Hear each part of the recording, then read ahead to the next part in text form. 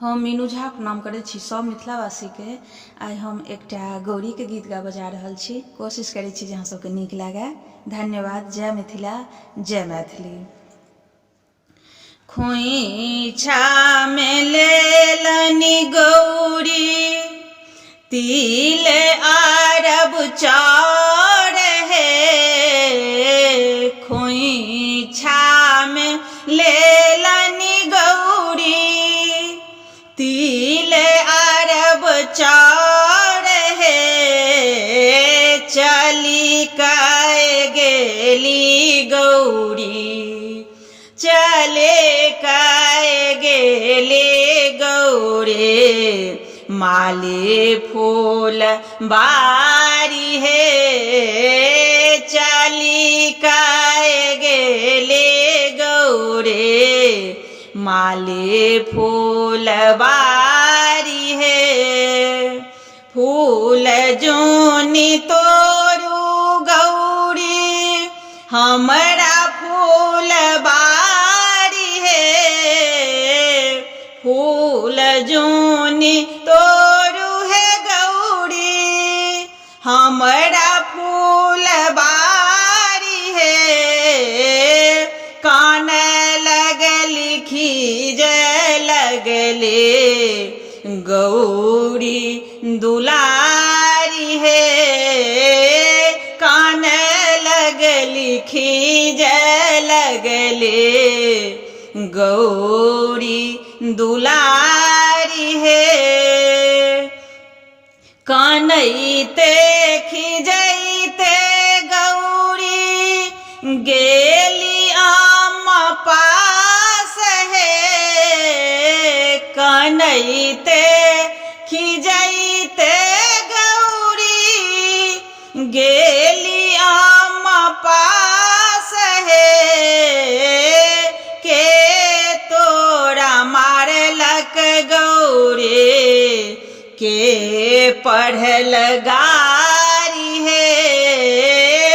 के तोरा मारलक गौरी, के पढ़ल गारी हे। हम कोना कहब अम्मा, कहिते लजाई हे।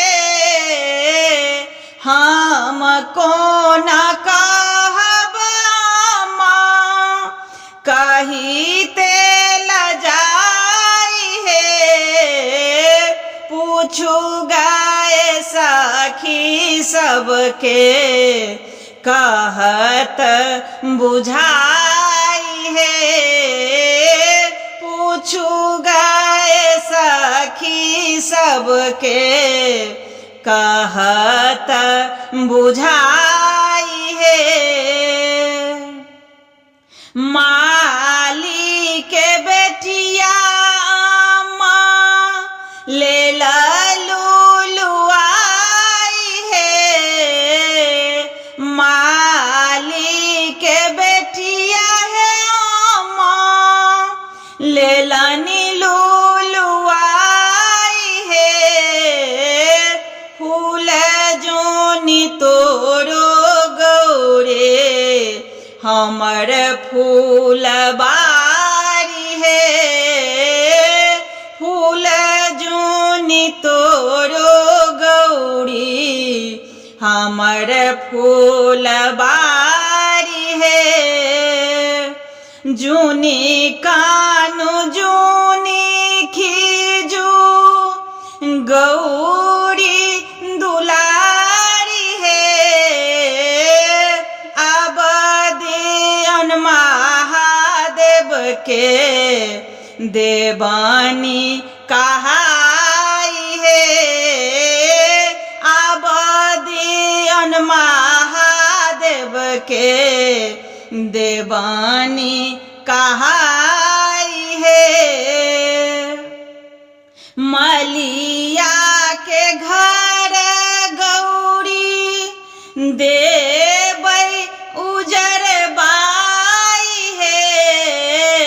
मलिया के घर है गौरी, देबै उजर बाई